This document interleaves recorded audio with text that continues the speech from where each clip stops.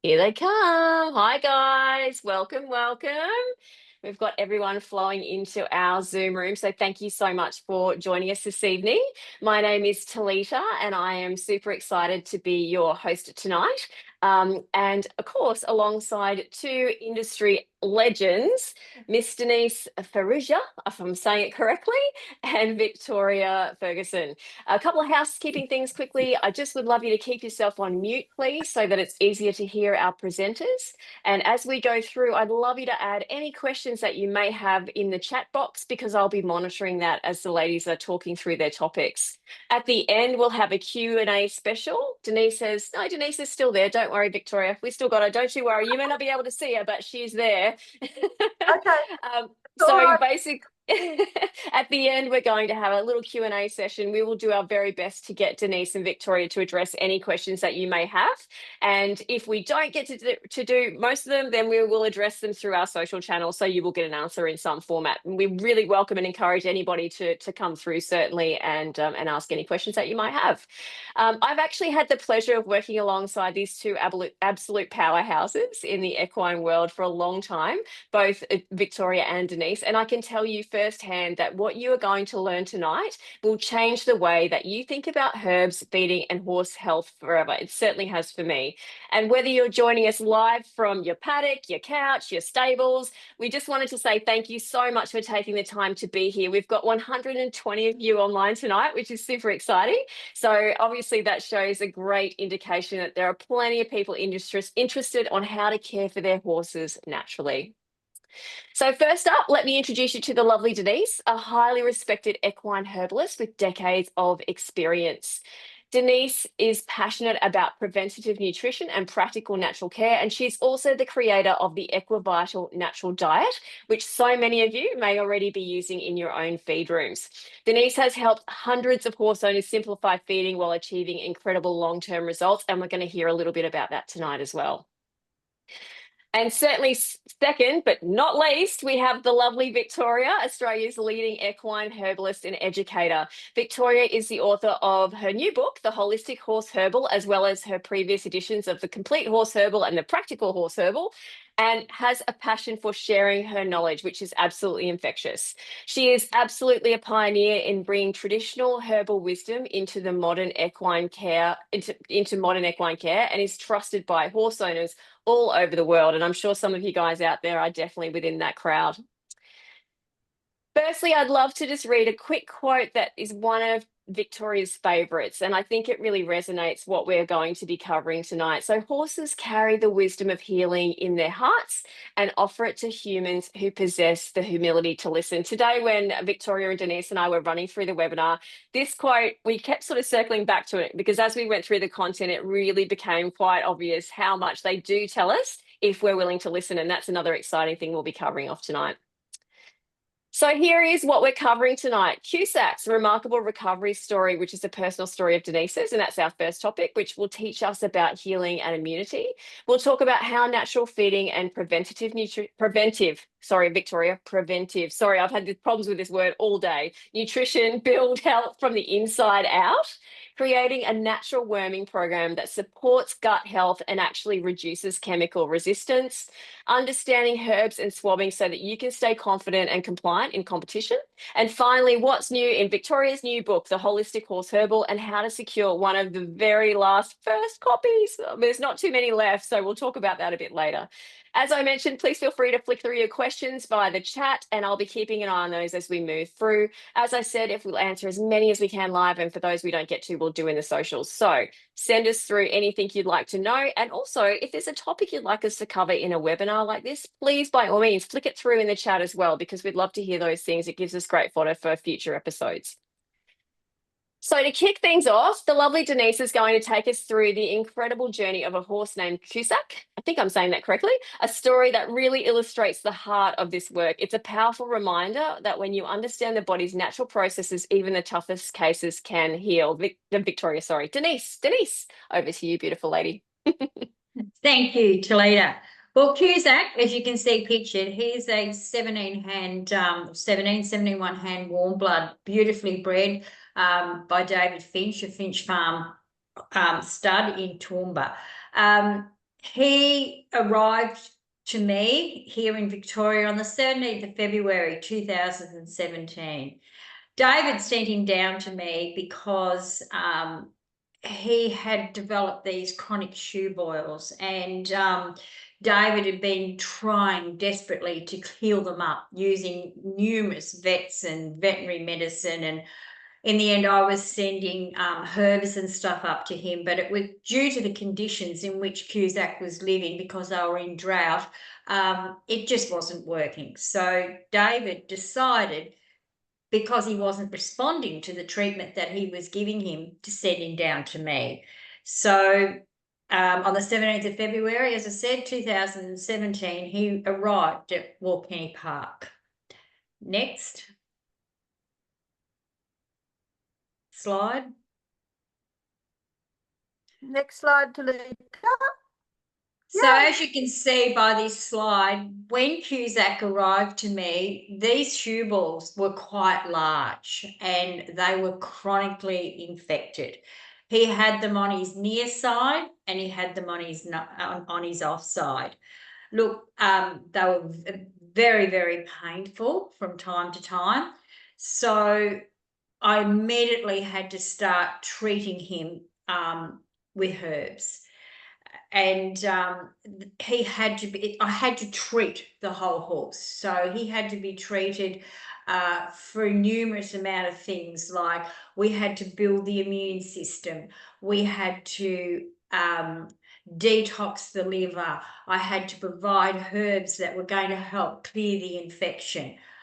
And along with that, I had to rub, like I made up what I called an aloe gel or aloe witch gel, which was made from aloe gel, witch hazel, chickweed and calendula. And this I rubbed into the shoe balls twice a day to help reduce the size of them. Next video. So as time went on, with the herbal treatment that he was getting, they gradually started to reduce. So the herbs that he was getting to help reduce these shoe balls were liquid extracts, such as he was fed like an anti-inflammatory to help reduce the pain. Then he was also fed liquid herbs, and he was on these liquid herbs continuously from 2017, really right through to probably just basically, well, 2022, it's hard to say. I've sort of forgotten now. And, you know, I was using herbs such as, like echinacea, astragalus, garlic, rosehip, burdock, dandelion, St. Mary's thistleseed, red clover, fenugreek. And, I was chopping and changing herbs to try and help him, because I felt at times it was 2 steps forward and 10 backward, because no sooner did I start and get them to reduce and things started to heal, then all of a sudden, boom, they'd blow up again.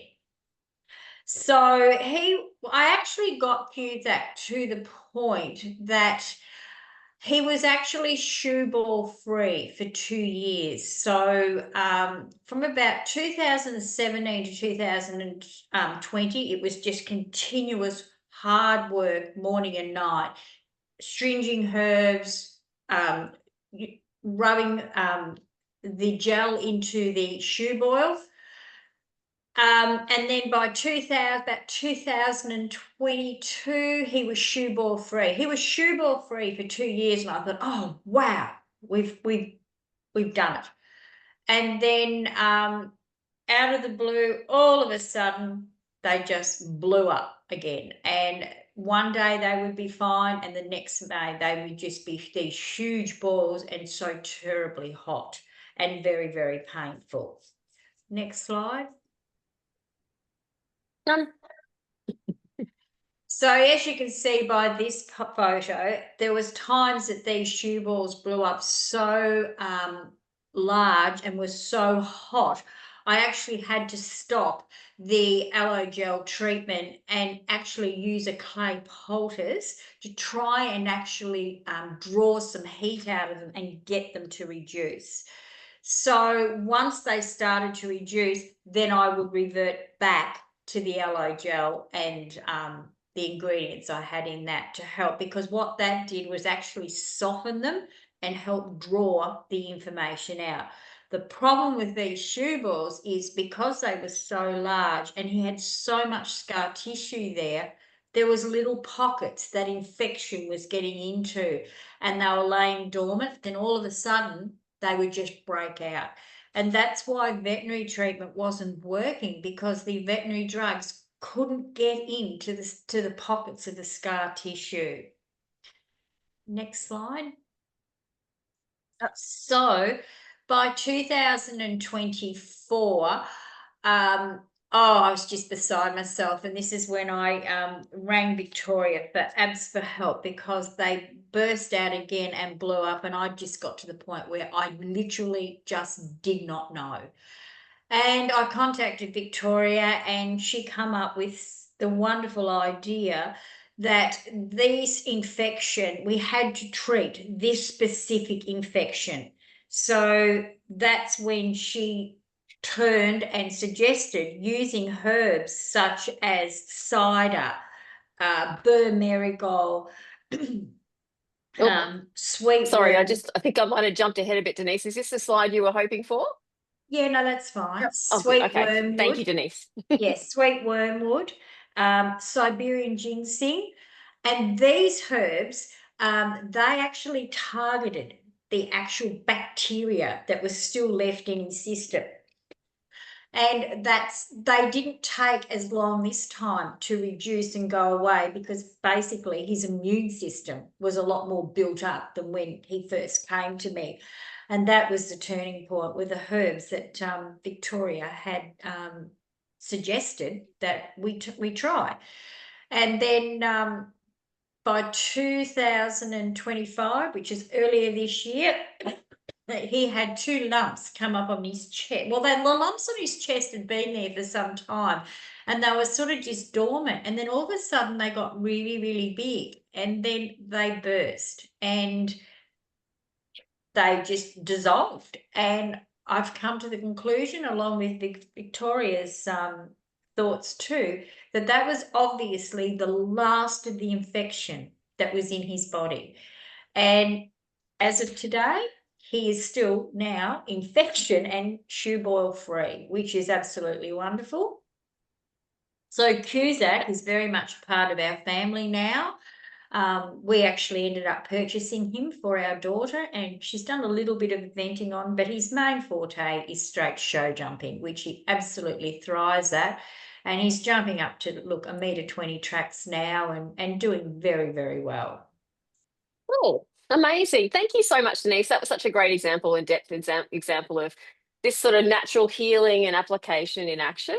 I know that within the new book, Victoria, you've also had many, many experiences which are documented in there, which is a great testament to, you know, the times where you really do look like you've hit a brick wall, you don't know what to do next, you feel as though you're out of options. And that sounds to me, Denise, like how you felt with Cusac on that occasion. You just didn't know where to go, right? Absolutely. Yeah. So, and the testament to that fact that, you know, maybe looking down the natural track really can bring them back in a really solid way for their immunity as well, which is fantastic. And speaking of restoring the balance, it's time to announce our first giveaway for the night. So if your name, and forgive my pronunciation, is Micah Dawn, you have won a gorgeous Kunzia balm handmade with organic calendula petals and how do you say it? Hypericum? Hypericum, thank you for the posh words. Flowers infused with olive oil and blended with beeswax from Walkenny. It's perfect for protecting skin. I have first-hand experience with this one. Absolutely love it. So does my horse.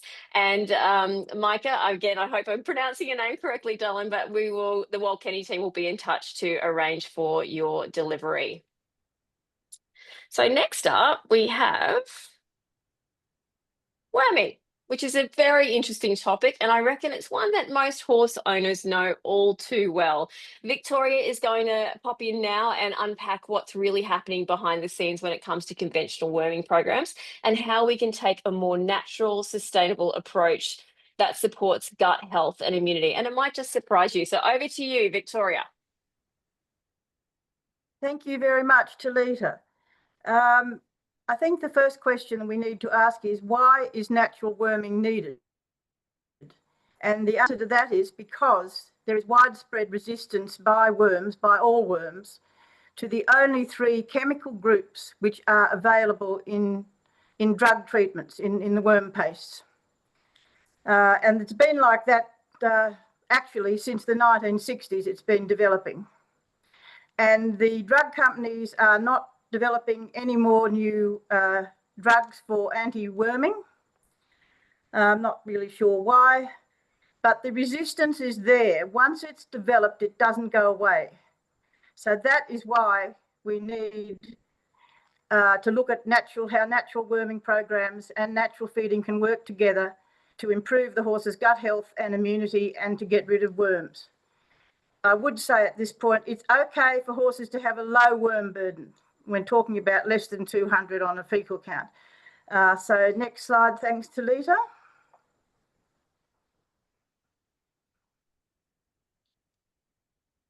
Next slide, Tolita, please. Thank you.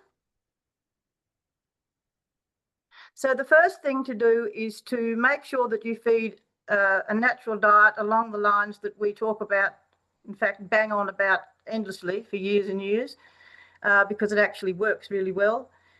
So the 2 important feeds that you need alongside all the others that we recommend, but particularly these 2 for worming, is garlic and French white millet.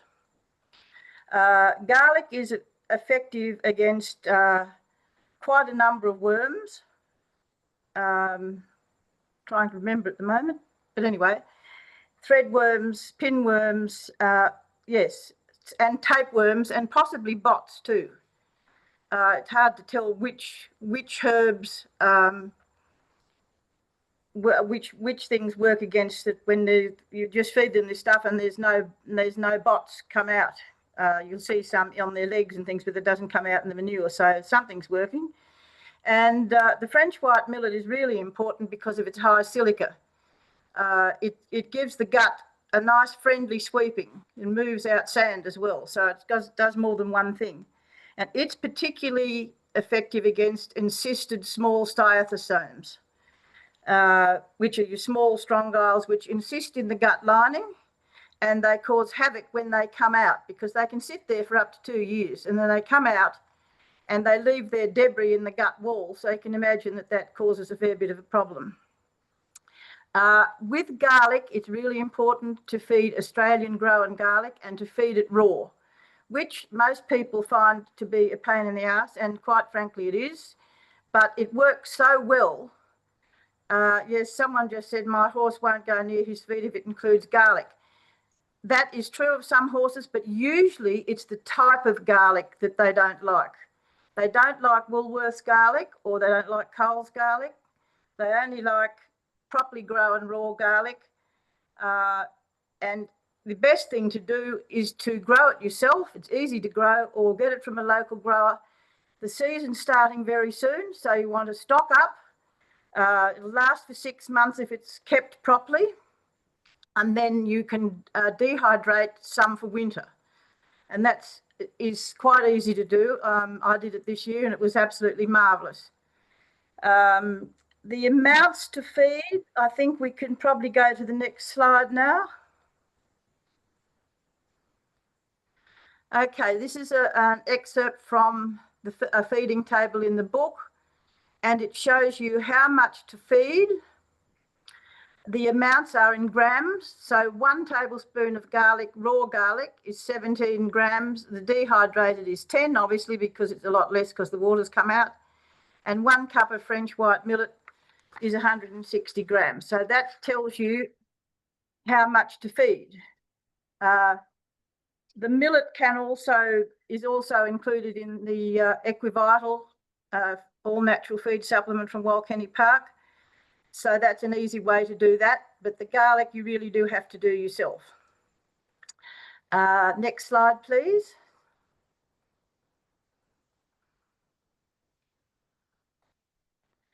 So fecal testing. Fecal testing is the best tool that you can use to monitor your progress with your own program. It also tells you which horses need worming or not. And it might surprise a lot of people to know that many horses never have a worm burden. I've had a couple like that in my life, and you wouldn't think that that particular horse would, you're looking at it, you might think it'd have a worm burden. I was thinking of one of my old brood mares. She always looked like hell. It didn't matter what you did. And she never ever had a worm in her life. It's quite amazing. And Kim's here. Yep, Kim Dawson does inexpensive fecal testing, and she's the person who's helped me all these years with trying to work out what the best kind of herbs are to use for the particular worms. So the best way to do it is to fecal test every 3 months at the start of each season. You must keep really good records, because otherwise, clearly, you're not going to know what's what. So if you've got less than 200 eggs, which is 200 count, which is only a couple of eggs, no treatment is necessary. If you've got 300 or more, treat herbally with the liquid and or dried herbs. If you've got a really high count, which is, I think, is more than 1,000, it's a good idea at the start of your program, your natural program, to give them 1 dose of Equimec. And the reason I say that is because it's the highest percentage of ivermectin in a drug wormer. And I have seen it work pretty well as a good clean out, despite the fact that we have got this resistance. So, and the time to administer your herbal treatments is for 3 days at the full moon. So, because that's when worms are on the move. So you start the day before, the day of, and then the day after. So it's easy to remember, you know, when you're walking about, look up, see where the moon's at. But it's also a good idea to put it in your diary. Next slide, please, Tolita. Thank you. So over the years, and I'm talking probably 15 years here, Kim's helped me. We did some in vitro trials. We also did field trials, and of course we did some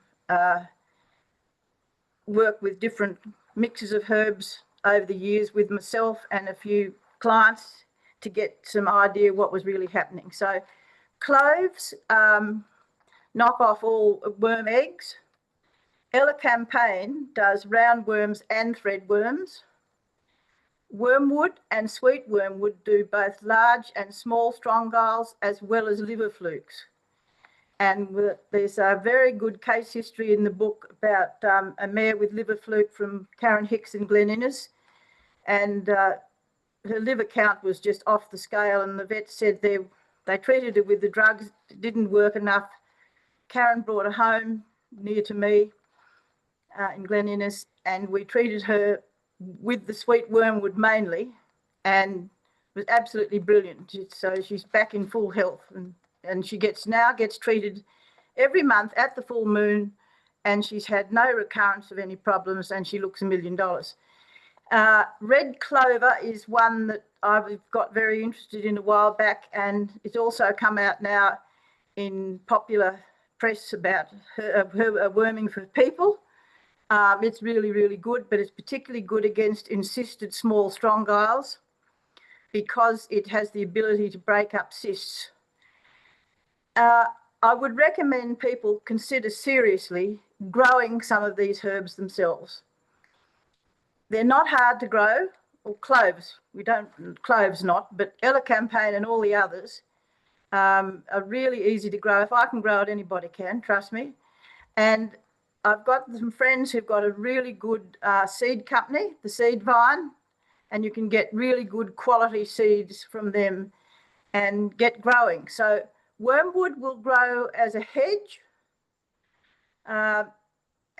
around your horse yards, or anywhere for that matter. And so it's perennial. Your sweet wormwood is an annual, and it's delightful. The smell of sweet wormwood is just gorgeous. And red clover, that's really important to grow now, because Denise was telling me the other day that she has to pay nearly $70 a kilo for red clover. That's what she's got to pay. And a lot of the herbs, the dried herbs that come into Australia, that we use in Australia, are imported. So I think we should start growing these things ourselves. A lot of people are. Now next slide, I think. Yep.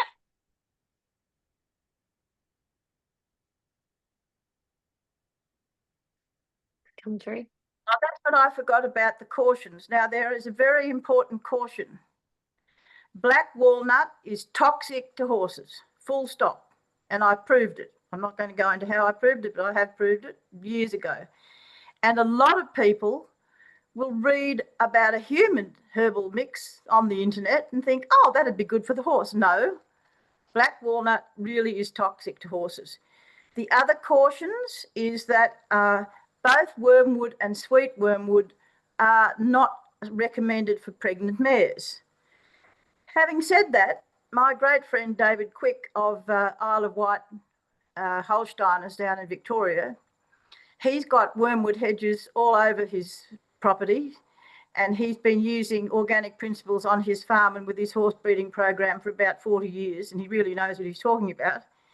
And he has observed how his brood mares will come and eat the wormwood hedge practically down to nothing at certain times, including pregnant mares, with no ill effects. So the answer to that is that horses know how to self-medicate a lot better than we know how to treat them. They've just got this innate ability to choose natural medicines for themselves. And they're not going to choose a penicillin injection, I can assure you. Goes back to that first quote we originally come up with, wasn't it, Victoria, that we said at the beginning that they, yep, absolutely. Absolutely. Yeah, it really does. And so my horse Orly, he's got wormwood hedge growing in his yard. He never touches it. But if I pick it and dry it, put it in his feed, he eats it. So that's the opposite of what we're saying. But there are some added benefits to natural worming. You're not going to get any resistance issues with using herbs for worming because the myriad constituents in herbs. I mean, there's thousands and thousands. And whereas with drugs, the worms and bacteria as well, which is another story, have got one molecule so they could create resistance in days, actually, to start off with, because that's their breeding cycle is so fast. The other thing is using these herbs reduces external parasites, such as biting flies and ticks and all of those things that are nasty. And it's also dung beetle friendly. It won't kill dung beetles, whereas the drugs do. So, yes, it probably is more expensive, but I think we've Kathy Taylor, we've nominated the 2 species of wormwood here, and these Latin names are in the book. Awesome. I've got off track now. Oh, right, yeah. So what most horse owners do is they either don't worm them at all because they hate giving them chemical paste or the horses don't like it, or they religiously worm them with paste every 6 weeks and they just rotate brands, which means they're not. Oh, we've lost you. I can't hear you, Victoria. I don't know what happened there. Actually rotating them anyway. Which, can you hear me now? Oh, yes, you're back on. Left, yes. So the old way of doing things is just not going to cut the mustard anymore. Yeah. This is going to take you more time. It's going to probably cost a bit more to start with, but it's going to work. So what's the results are definitely there. That doesn't work. Yeah, 100%, absolutely. Absolutely amazing. Thank you so much, Victoria. That was a really incredible look at something that we all have to regularly tackle as horse owners, or as you said, many people just ignore because it's in the too hard basket. Worming is one of those tasks that's both routine and essential, but as you've shown, it doesn't necessarily have to be a harsh chemical or chemical heavy exercise to be effective. Just before we dive into our next section with Denise about natural feeding, I'm very excited to announce that we have another winner. Robin Buddle, you, my lovely, have won some. Let me think here. It's Australia's pink salt, produced from the pristine mineralised brines of the Murray-Darling Basin, thanks to Walkenny. This delicate pink hue comes from its mineral richness, high in magnesium and calcium, and is far superior to any imported salts. Well done, Robin. Congratulations. Denise, did you want to talk anything to give a bit of an update about this salt and why it's so great? Yeah, look, it's a wonderful salt. We like it. It's a great electrolyte. It's high in vitamins and minerals. So yeah, look, it's human grade. So not only do you use it for your horse, you can use it yourself. Yeah. Double whammy. It's Well fantastic. done. Absolutely. Brilliant. That's so good. Amazing.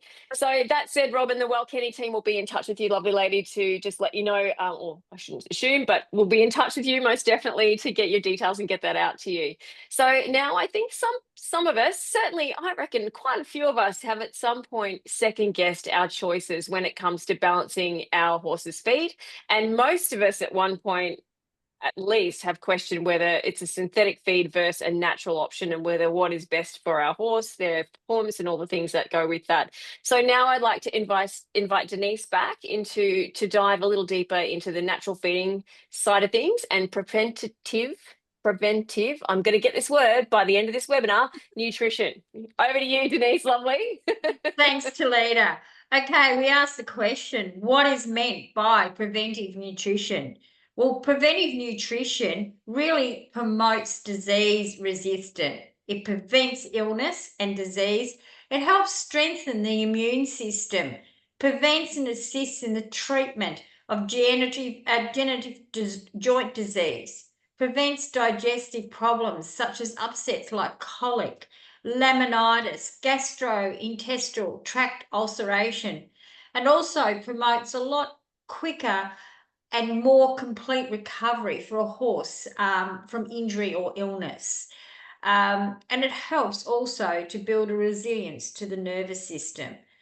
As I've always said to people, prevention is much better and a lot less cheaper than cure. So yeah, next slide, please, Tolita. This is the Equivital diet. It provides preventive nutrition through all the essential nutrients in the form of raw natural feeds. It actually promotes the $100 or $1 million look on your horse, but it doesn't carry the heavy price tag that is attached to your processed feeds. Horses that are fed, a natural diet, they are very healthy from the inside out. They have great muscle tone. Their coats are very shiny. The hooves are great. They have balanced energy.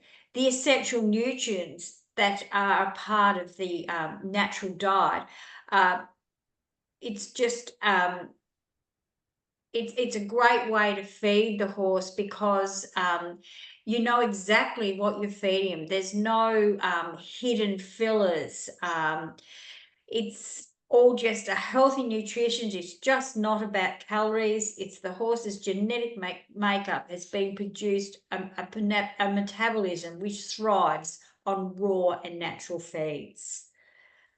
Next slide, please, Tolita. Okay, live versus processed feeds. I often refer to your natural feeding when you're naturally feeding a horse is no different to us humans. We can sit down to a lovely roast of cooked meat and veggies versus going and getting takeaway from KFC. Horses are no different. We feed them a lovely natural diet versus buying a bag of processed feeds, where like your natural diet has no added fillers. There's no synthetic drugs. It's all natural. So the overall health and the hair and the coat and quality are consistently better when an animals are fed live foods as opposed to a processed feed. Also, by feeding a natural diet, it's far more economical. Individual needs are easily catered for. Quality and freshness of feed are readily monitored. All ingredients are identified. You know exactly what you're feeding. There's no hidden fillers and no synthetic manufactured minerals and vitamins. Next slide, please, Tolita. Comes to our supplements done right. So really, back in 2014 is when Victoria Ferguson and myself got together and designed the Walkenny Park Equivital. It's an all-natural feed supplement. It's unique. It's unique, and it's a supplement. Is unique because it's 100% natural ingredients with no added fillers. All the chosen ingredients are significantly a powerhouse of vitamins and minerals. It's made up of like your French white millet that's high in silica, which is needed for the absorption of calcium and magnesium. It contributes to copper and manganese and a comprehensive range of fatty acids. The raw wheat germ, it's simply loaded with a stunning number of vitamins and minerals. Those vitamins being vitamin A, your B group vitamins being B1, B2, B5, B6, biotin, ferric acid. Rose hips is part of the Equivital. It provides the highest plant source of vitamin C, plus copper and cobalt. Bruges, it's a rich source of chromium and selenium, and an additional treasure of all your B group vitamins. And then once again, the Australian seaweed, it's abundant in calcium plus 45 other minerals, most essential amino acids. Vitamin B12 is an importantly iodine as an amino acid, which means it is easily eutrophies. With the Equivital, I make that myself. It's all blended fresh. It's made fresh as I get each order. It's then made and then sent off. So it is all very fresh and all full of all your natural vitamins and minerals. Next slide, please. Fantastic, Denise. Sorry, I actually jumped ahead a little bit there, and you may have seen that's the end of this section on natural feeding, but I just wanted to mention that speaking of Equivital, we have an Equivital gift or prize to give away, which is a 4.5 kilo bag, and the lucky winner of that is the lovely Amanda Kennett. So I'm sure that after hearing Denise talk about how fantastic that is, you'll look very forward to receiving that in the post. As Denise said, every single serve of that is originally created by her. It's not something that sits in a big bucket somewhere and she decants it. It's actually made on the spot. So I'm sure you'll very much appreciate giving that to your horse, and your horse will very much enjoy that as well. And the results will show without a doubt. So congratulations to Amanda, and the Walkenny team will be in touch with you shortly. So the next slide we have to talk about is what brings, and that next topic is swabbing. Victoria is actually coming back to us now to help us understand the rules, the myths, and how to stay safe and confident when using herbs around competition time, which is always a very good question. This section's all about clarity and confidence, not fear, so you can use herbal support with peace of mind. Welcome back, Victoria. Thank you, Tolita. So this is going to do a bit of myth busting here tonight, because unfortunately the powers that be, Sure. I don't know. I don't know why that happened, but we're all celebrating here, Victoria. So carry on. Yes, a bit odd. Okay. I'll ignore that for now. Hopefully it doesn't Yeah, do happen that. again. Yes. So the first thing to realise with your swabbing is that there have been a lot of misrepresentation made about herbs over the last 20 years, if not more, by the Equestrian Federation. And I could quite happily say that because I'm not a member anymore, so they can't really do anything to me. But we really need to be sensible about it and understand the swabbing. So there are actually thousands of banned or controlled medications. So if the medication is banned, it means it should never be administered to a competition horse. If it's a controlled medication, it can be administered, but it must not be in the system of the horse on the day of competition. There's very few herbs that are actually banned. The big one that springs to mind is capsicane, which is a constituent of capsicum. Yes, capsicum.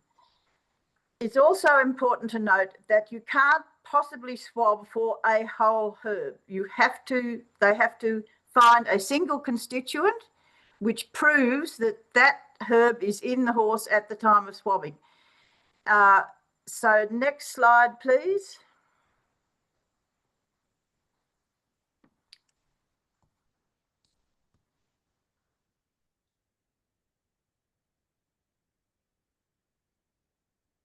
So the rules for dressage, show jumping, eventing, driving, para, reining, I think, and vaulting are governed by the Equestrian Australia, which is governed by the Fédération Équestrienne Internationale, who set the rules.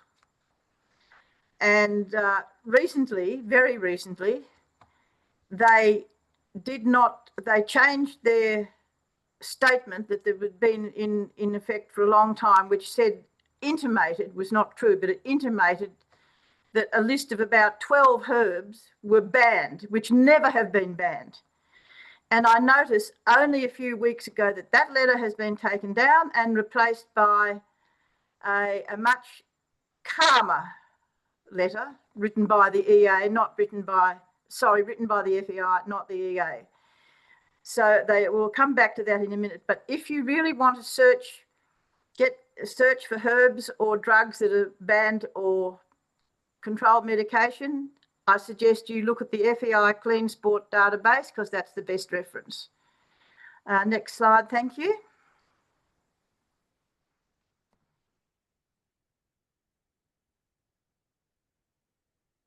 Yeah, well, I've already covered that, the common misconceptions, and it created a lot of havoc.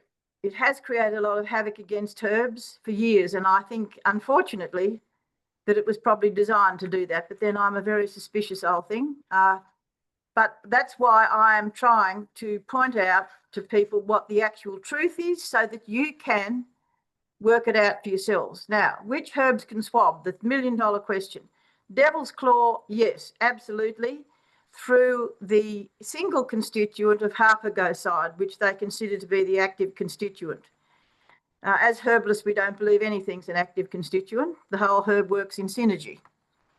A little bit more tricky is a group called salicylates or methyl salicylates, which are the synthetic version is aspirin, which people would be more aware of that. So it's present in white willow, meadowsweet, yarrow, red clover, and amazingly, lucerne. And other pasture plants as well, and in wintergreen essential oil, which is a part of quite a number of hoof dressings, hoof oils, proprietary ones as well as ones we make up. So there is the potential for compounding there, well, not compounding. I mean, for example, if you were putting a hoof oil with wintergreen on your horse's hooves and you were feeding it meadowsweet and you were feeding it a lot of lucerne, you just might tip over the allowable limit. There is a low allowable limit for salicylates for that obvious reason. So just need to be aware of that. And I would like to say that chamomile, which people have been running around for bloody years saying that it swabs, it does not swab. I have never, ever had a client return a positive swab with chamomile in their horse. I cannot find it on the FEI Clean Sport database, never been able to find it.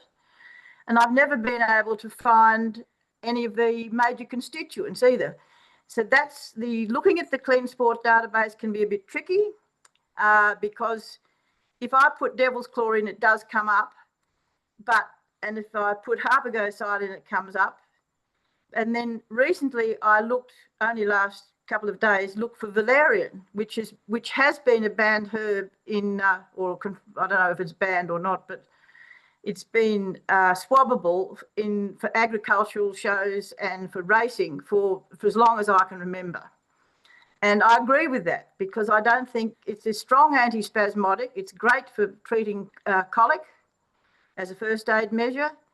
So it relaxes the muscles enormously, including the muscles of the gut. So I don't think you should be riding around on a horse with valerian in it, but a lot of people do. Can we just go back one slide, please, Tolita? I've just got myself a bit mixed up here.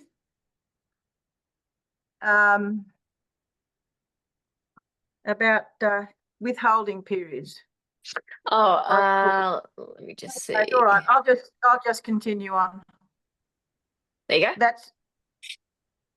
Here we go. That's the one I wanted. Yes. You're ahead of yourself.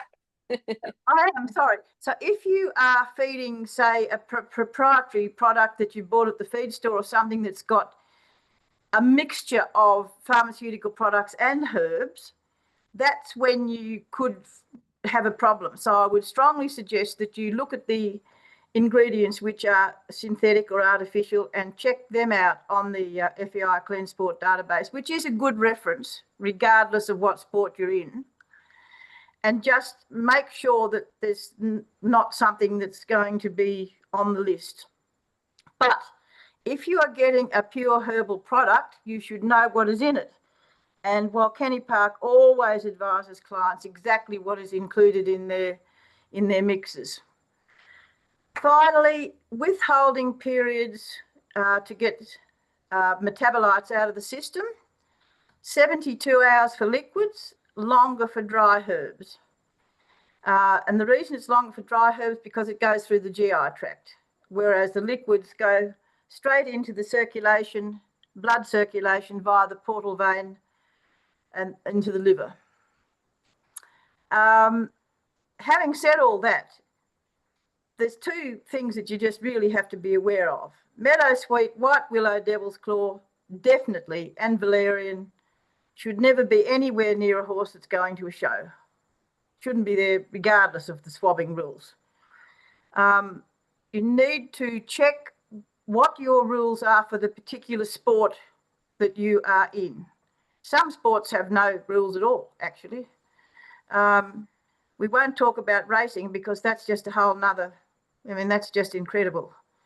Their penalties there are absolutely huge. And also different horses metabolise at different rates. So what will be the right period of time for withdrawal for one horse will be different for another, and that's why people get caught all the time. It's no use asking your vet, they've got no idea. So you need to take responsibility for this yourself. Yeah, absolutely. And I'll stop banging on about that now. That's it. Not at all. I think great advice. Like, we all as horse owners need to be the ones that take responsibility and stay up to date. And there are these great resources online.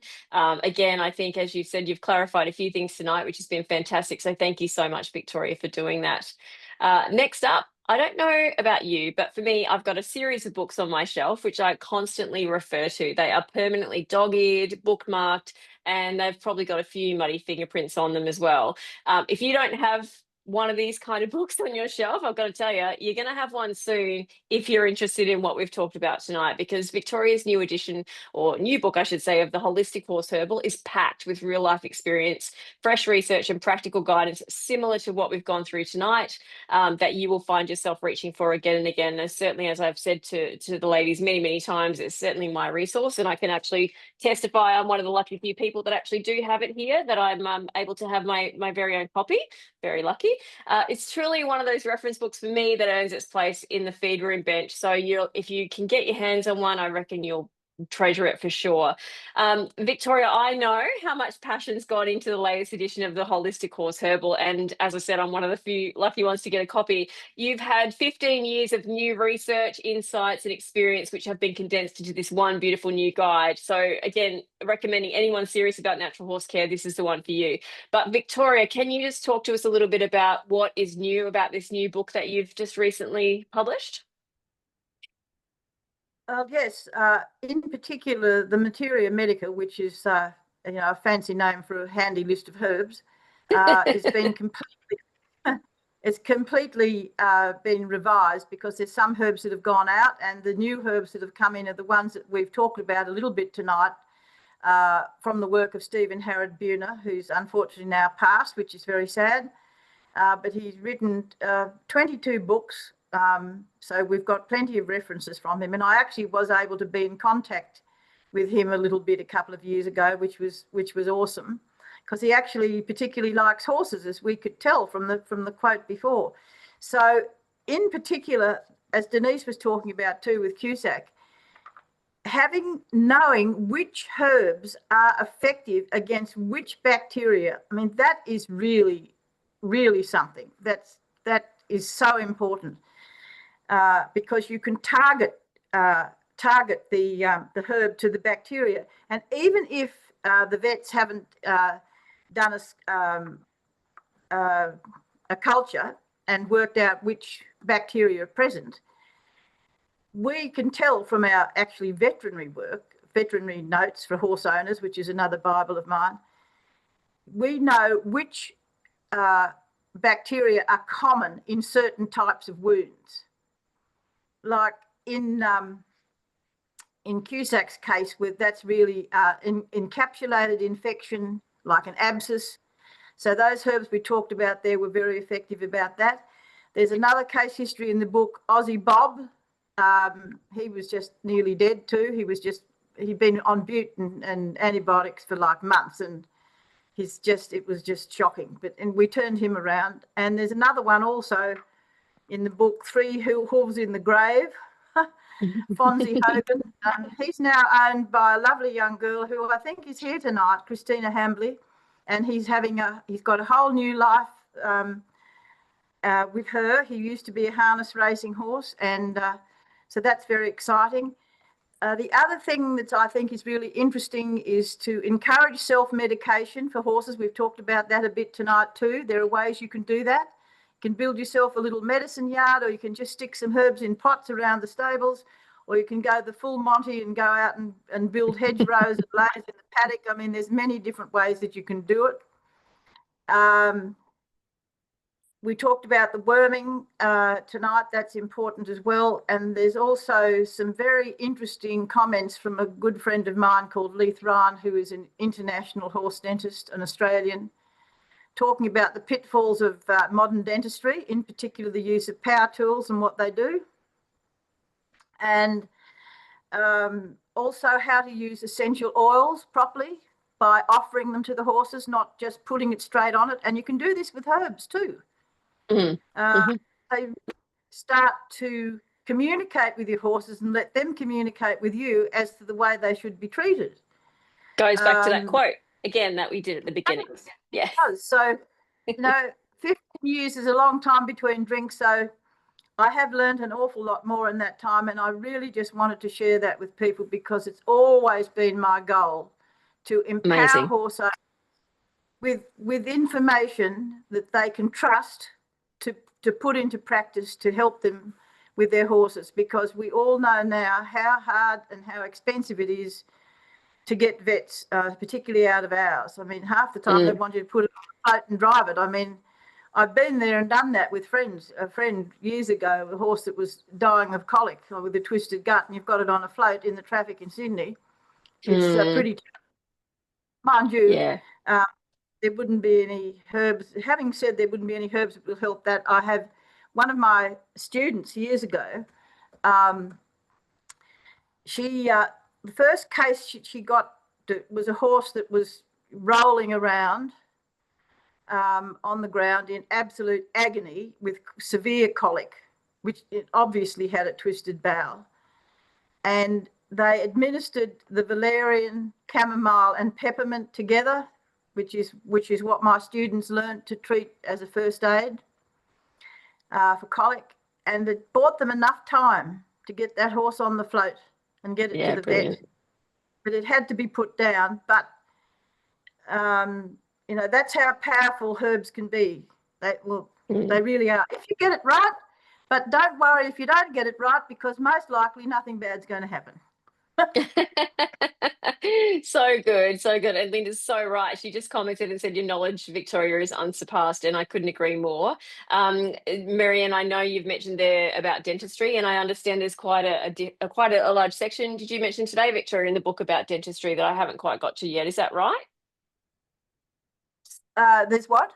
In the new book you've mentioned. Yeah. Yes, absolutely. And it's really good too, because Leith has had the opportunity to study the skulls of a lot of brumbies. Yep. From different areas. And his comment was that most of the dentition on brumbies and the health of the teeth was actually much better than domesticated horses, except for the ones who have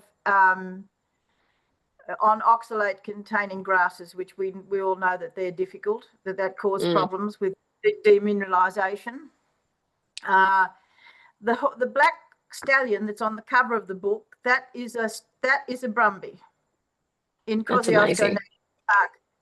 And we also, there's an amazing case history in the book about a little brumby that was rescued in Western Australia, and he was just he just looked like nothing on earth, and he ended up this fat, shiny pony. Exactly, that's great. And that's what can happen, right? Like, they obviously care for themselves to come in. Like, look how that's an incredible image for sure of that horse on the front cover. So as we mentioned, we do have a limited print run at this stage. We're not looking to do a second one. We've got 80 copies left. Like, when I say hard copies, I'm talking about physical copies. So if you're interested, you can scan the QR code, order online at Walkenny, or certainly, as you would expect, the link will be in the reply that we send you guys out after tonight, so you will see it come through for you. So I would highly recommend making the most of that and grabbing your own copy. And I see that there's a couple of people that have said they've got your first couple of books in here, that they can't wait to see the new one. That was Linda, and that's a lady that has actually got it, has also had fantastic feedback for you as well in terms of the new information, which is fantastic as well. And so no, that's not because the webinar's free and we're already giving away a whole lot of stuff. That was an answer to someone saying, everything's free already. No, can't do too much more, but that's okay. At the same time, though, we've given away plenty of information tonight, which is fantastic. And having said that, of course, we couldn't possibly jump into our Q&A before giving away a copy of the book. And that means now that there's probably less than 80, of course, because tonight's lucky winner of the book is Deanna Adams. So Victoria will reach out to you personally, beautiful lady, and send you your very own copy. I'm sure she'll sign it for you and write you a little love note in the front, something like that. So congratulations to you, and I'm sure you'll get a lot out of your new book in terms of your horses in your stable, and just as a great reference to have at home as well. So now it's your turn. I've got a series of questions that have been coming through here, which is fantastic. We've covered a lot of ground, from feeding, worming, healing, swabbing, and everything in between. If you would like to still add your questions, you're absolutely welcome to. And just skipping back, I see Mel's gone. The new book is wonderful, full of fantastic information and beautiful to read. I couldn't agree more, Mel. It is spot on. That's exactly what it is for me too. The first question I'd love to throw at you ladies tonight, Denise and Victoria, is from Lorraine. She's actually, it's a bit of a longer one, so stay with me while I give you the context. So, hi there, what are the effective diets for horses that are insulin resistant? And there's been a couple of other questions about insulin resistance come through as well. I've heard a lot of negativity suggesting that barley straw, French white millet being a grain should not be fed. Wheat germ should not be fed by being a byproduct of grain. Lucerne must be fed with caution due to its high potassium, and many are pushing that oxalate is a suitable alternative for hay to horses with insulin sensitivity. You said Tefhay, yeah. Oh, Okay. sorry, Tefe, yes. Uh, And may I add, my horse is doing well and due for a blood test next month to check insulin levels. So can you talk to that for a little bit? I don't know which one of you would like to jump in first. I'll do this one, and she can Denise can do all the others. Thanks, Victoria. Lucky lady. Okay. Yeah, so Lorraine Denny actually is a client and is and has got her horse on a Walkenny Park prescription at the moment for what I call, used to be called equine metabolic syndrome. Suddenly it's called insulin resistance. So no, we do not feed grains to horses with insulin resistance for obvious reasons. However, you can't say that a part of a plant, which is not the grain part of the plant, is the same as a grain. So barley straw is the dried leaf of the barley plant, and as a hay is perfectly suitable. So that's number one. Number two was, what was it? What was the second one, Tolita? The second one was, sorry, I just turned my camera off. Barley straw, French white millet being a grain should not be fed. It's not a grain. Not a grain? It's a grass seed. It's a grass seed. Okay. Yep. The next one was wheat germ. So wheat germ is the germ of the wheat plant. So yes, it is the germ of the grain, but it is not the whole grain. So it's the germ that's been separated out because that is the starter pack, so to speak, of a new plant, isn't it? The germ. Mm-hmm. Yep. And it has so many benefits, as we've outlined, and which is also in the book. The benefits of raw wheat germ are just so brilliant that you just can't be without it. So you're not actually feeding the grain, you're feeding the germ of the grain. It's not the same thing. It doesn't have the starch and the calories that grains normally have. And finally, lucerne is not particularly high in potassium. It's only average, and it's going to depend where it's grown anyway. But lucerne has such a brilliant nutrient profile. It really does. It's a really good feed. You just have to be careful with the amounts because it's very high in protein. But it also does not have sugar. It's got virtually no sugar. So people who are busy soaking lucerne hay, you're wasting your time because it doesn't have any sugar in it. Brilliant.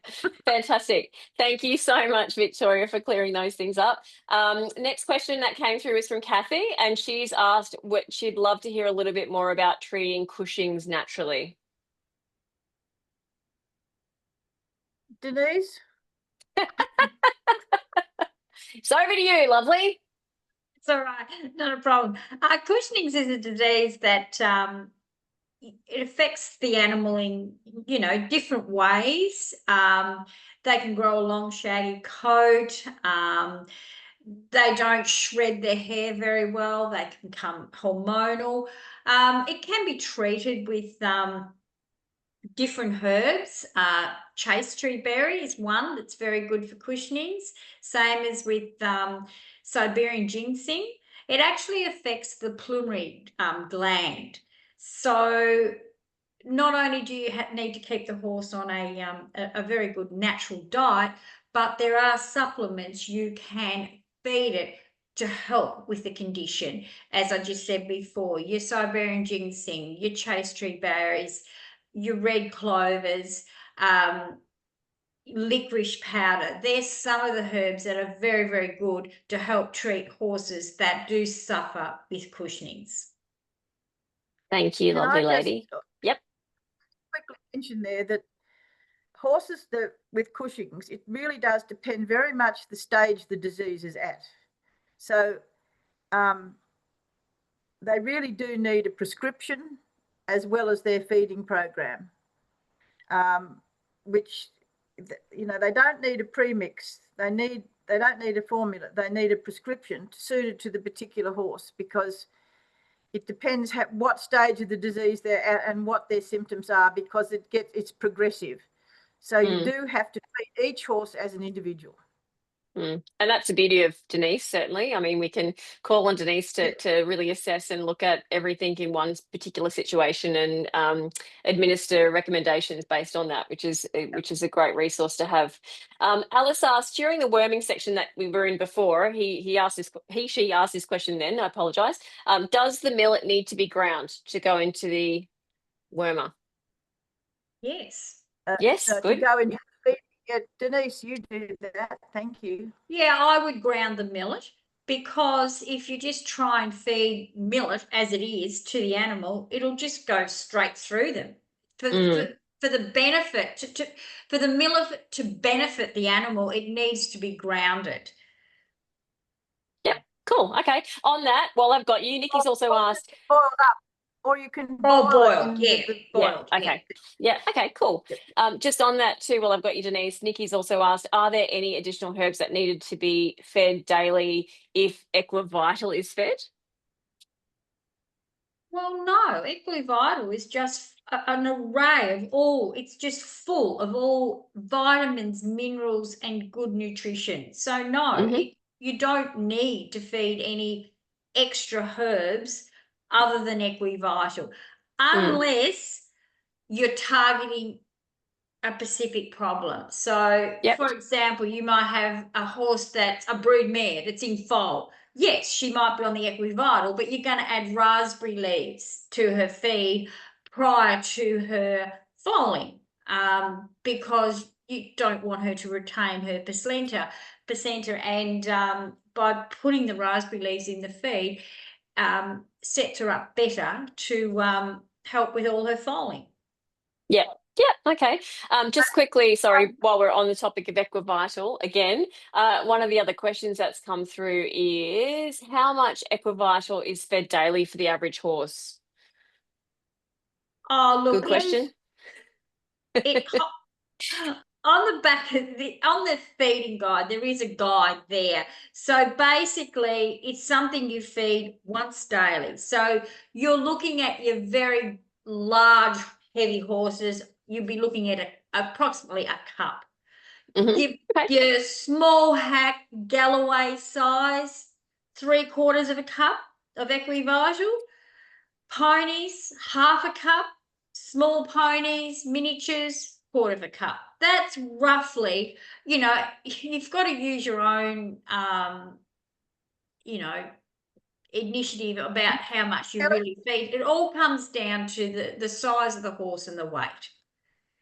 Perfect. Thank you so much. I do have another question. Oh, sorry, Victoria, you go. Kelly Manouche just asked if the millet can be ground a few days in advance, because she adjusts. Well, it could be, but why doesn't she just buy the Equivital? Because it's all in it for people who adjust, like yourself. Make it easy. Is the answer, but you don't have. It's just a no-brainer, really. Yeah, absolutely, absolutely. Another question from Nikki. She's got some cracking questions tonight. Do you have any herbs that you'd recommend for more senior horses, i.e. over 25, 30 plus years? Obviously a little bit arthritic. I'll take this one because of my horse Orlando. My dear horse Orlando, he turns 28 tomorrow. Happy birthday, Ollie. He's a thoroughbred. He just gets all of the herbs we talk about in the Equivital natural diet. He doesn't get extra herbs at all, not in his feed, but he does get a herbal prescription, which depending on what he needs at the time. And when I got him, he actually had arthritis. Well, he still has it, arthritis in both hocks, and he'd been on Pentazan, and they said, oh, you'll have to keep him on Pentazan. No, I didn't. I used a herb called Guiarcum, which is absolutely amazing herb, and you can't buy it in Australia anymore. And Denise and I have just imported some from the UK because it is just the #1 herb to treat arthritis and degenerative joint disease, along with other herbs, in a prescription. Fantastic. So, but it really once again, it depends on the horse. Some horses might need some chamomile or peppermint in their feed for specific reasons. And just getting back to Orlando again, there's actually a huge case history in the book about him, because he developed fecal water syndrome a few years ago, and that's a new disease that's really very hard to treat, and it took me ages to fix him, and so the answers as to how to fix it is in the book. My favourite saying, fantastic. It's in the book. It's in the book. It's in the book. Yeah, you say that to me a lot, actually, and you're right. It is in the book. There's a lot of stuff in that book. Absolutely. Because of the time, ladies and gents, I've got a few questions coming through. I'll definitely make a note of those, and we'll include them in the wrap up. The ladies will come back to you. But I have a couple more questions that I thought I'd just quickly ask on behalf of the people that have come through. Did you have any herbs or feeds that help the gut biome or increase gut bacteria? Question number one. That's a great question. And yes, the answer is yes. So the two herbs in particular, one is, and they're both actually, one is aloe vera gel. So that's from the inside of the plant. So there's two parts of aloe vera. One, you don't use the outside part because that's cathartic, and it's used to be used for worming. We don't use it anymore because it's very hard on the gut. So it's the gel in the inner leaf that is used, and the plants have to be several years old before it's effective. So that's one. And the other one is dandelion whole plant. So the whole plant. And that is really best given as a fresh plant tincture. So we also have access to an amazing resource where the fresh plant tinctures are made within hours of harvesting from an organic farm in Tasmania. That's in the book as well, and Denise uses those a lot in her prescriptions. So dandelion whole plant is just absolutely amazing, and to be able to have that resource of the best, freshest herbs grown in Australia, I mean, it's just sensational, because all the other herbs that are imported into Australia, they're in the dried form and then they're made into extracts. So these tinctures for medicine are far superior. The energy in them is huge compared to the other. Brilliant. Excellent. Last question, and I don't mean that this is not from me, Victoria, but it is something that's very close to my heart. Sarah has asked the dreaded ulcers. I would like some advice on. What would you ladies, would you like to both take that one at a time? Yeah, well, I mean, I can start, Victoria. Ulcers, yes, it can be quite a tricky problem to treat. Basically, a horse that suffers with ulcers, it's just like a human with very bad toothache. They're in an awful lot of pain. So first of all, you need to put a lining back on the tummy. So this can be done by feeding a product like slippery elm powder. That's very good to put a lining back on the tummy. Aloe vera, once again, as Victoria has mentioned, is excellent for ulcers.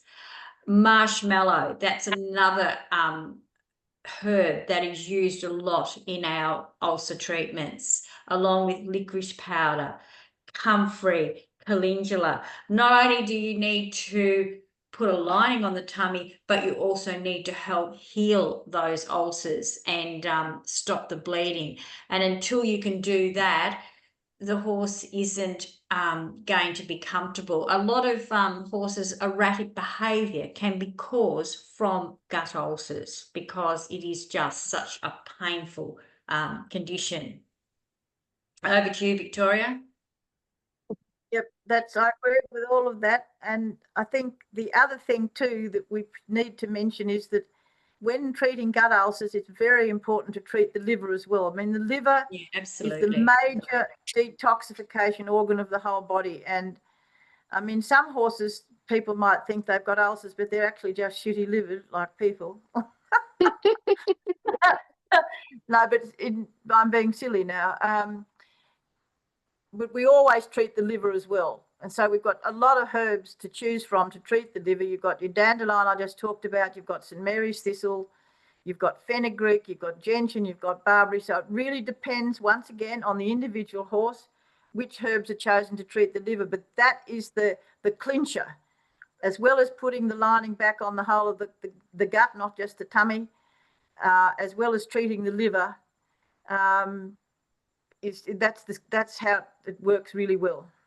Yeah, great. Fantastic. Thank you so much, both of you ladies, for drawing on that incredible knowledge that you have about something that many, many horse owners have come across, or they know somebody that has. It's such a regular occurrence.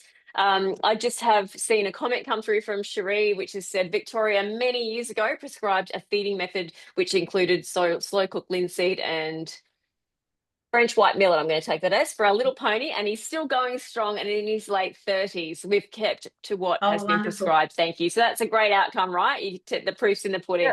Yeah. The other questions that have come through, as I said to you, I'll get the ladies to answer those. They'll either be within the reply that we send you out to say the wrap up, where we'll have the replay and everything else. Otherwise, we'll see them through social. So do keep an eye on that. Moving forward to wrap up, key takeaways from today, of course, taking advice from people who have great experience is really important. And I think you'd all agree that we have two fantastic, lovely ladies here tonight that are just wealths of knowledge in so many different ways and have had vast amounts of experience. And certainly in Victoria's case, 15 years of it popped into a book for us to take home and pop on the shelf and refer to as a great resource. One of Victoria's sort of very much her ethos is that natural feeding and herbal care. I'm quite sure, Denise, it's yours as well, but I've pulled this out of the book. Natural feeding and herbal care are practical and proven, empowering horse owners with the knowledge and confidence to trust themselves. Again, talking to Denise's experience on her own terms with Cusac, that was very much a journey where, as you said, you felt like you were going 2 steps forward and then 3 steps back. It was never a clear linear path. It does take time, but through education and experience, you've used these herbal remedies, and you yourself, in that case, Denise, drew on the knowledge of Victoria, and there was another gentleman involved as well. Yeah. So, I mean, I would certainly recommend, and both the ladies have helped me individually, and I'm sure many of you out there, if you're not sure and you've hit those brick walls, don't think that this isn't a solution, because it absolutely is. Feed naturally and heal naturally is the way to go. If you wanted to learn more about either of the ladies this evening, if you wanted to have a consult with Denise in terms of getting a natural diet set up for your horse that will make sure that they're as well and healthy and all the things to their individual needs, please feel free to visit walkenny.com.au. Victoria's book is also there for purchase. You will get a copy of these slides, so you will get that natural worming table that you can use as a reference as well. But that, alongside so much other valuable information, is in the book should you choose to grab a copy. And as I said, there's only 80 hard copies left, and I don't believe we're printing anymore. So get one if you're thinking of doing it before you miss out. As I mentioned before too, we'll be sending out a bit of a follow-up with the webinar replay. So if you had to pop off earlier, if you had a bad connection, don't stress. We'll get it out to you along with the slides. And we'll also send you through a free Equivital feeding guide, which will give you some information about how that works for you. So on behalf of all of us here at Walkenny Park, myself, Denise and Victoria, thank you so much for joining us for our webinar tonight. We've had a couple of suggestions come through for a couple of other webinars, so watch this space. We will definitely, we'll be back alongside. And again, please feel free to reply to our emails that we send as a follow-up with any questions you may have, as well as any recommended topics, because we want to know what the people want so we can give it to you guys. We'd really love to hear from you. Thank you all. Have a great evening. And just remember that just treat your horses with care naturally if you can, because your horses will always, always thank you for it. Thank you so much, guys. Have a great evening. Thank you, Denise, and thank you, Victoria. Thank you, Tolita, for being a great moderator, helping us along the way, because we're we're not that good with computers. No, I learned a lot too. I learned a lot too. Don't you worry about that. It's definitely a two-way street. So thanks, guys. Have a great night. We'll speak to you soon. Thank you. Bye.